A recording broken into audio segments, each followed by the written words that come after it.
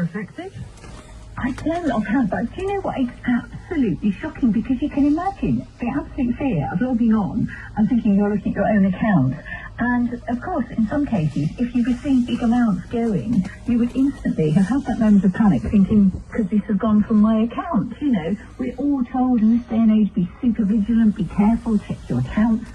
So the fact that this happened, and you'd be thinking, if I could see other people's potentially, think, could they see mine? Who out there was actually looking at your own? So, you know, it's really hard to quantify who could see whose.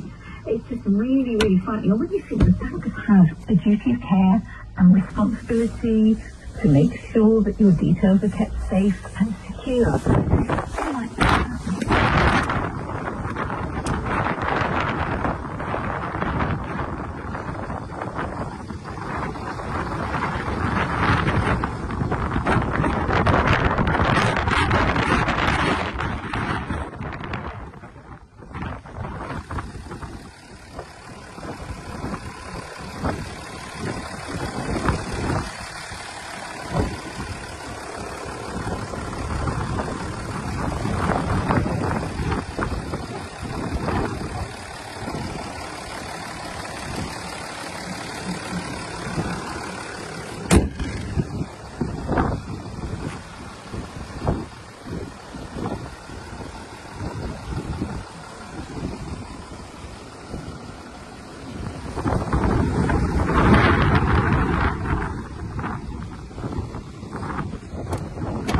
Considering actually switching your bank is something, it may sound a bit drastic, but actually if you're not happy, then you have the right and the power to do that, and you don't have to go through all the hassle of transferring direct debits and starting all yourself, because of course your new bank will do that for you under the counter. You know, there's a chance for consumers to do something, but it's absolutely horrifying it's happened, and certainly it's going to be investigated, so it'll be interesting to find out what is the actual cause of it when it all comes to light.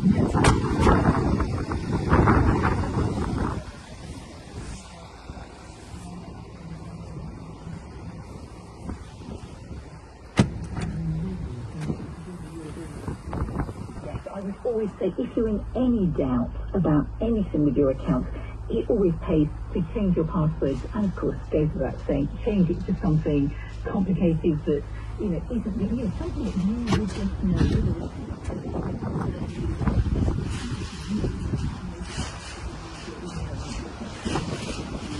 All these kind of things that maybe come to mind, but really are stated passwords.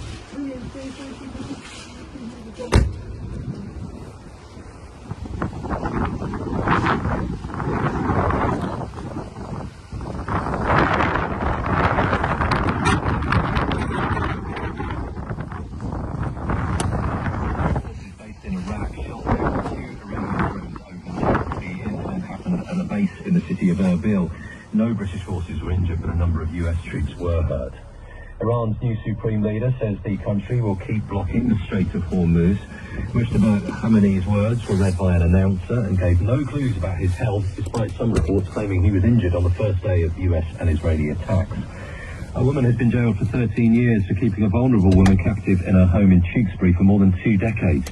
Amanda Wixon, who's 56, was found guilty of modern slavery offences. Her victim was beaten, only allowed to eat leftovers and forced to carry out household chores. And Jo Malone is being sued by Estee Lauder for using her name in a collaboration with the high street retailer Zara.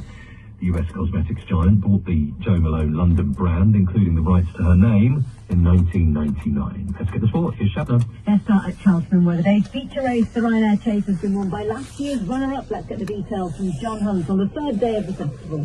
Yes, you're right, Shabnam. Hartwood, the winner of today's Ryanair Chase. As you rightly say, runner-up to Fact to File 12 months ago, but in a dramatic prelude to this afternoon's big race, Fact to File was withdrawn. The connections, the trainer and owner, were not...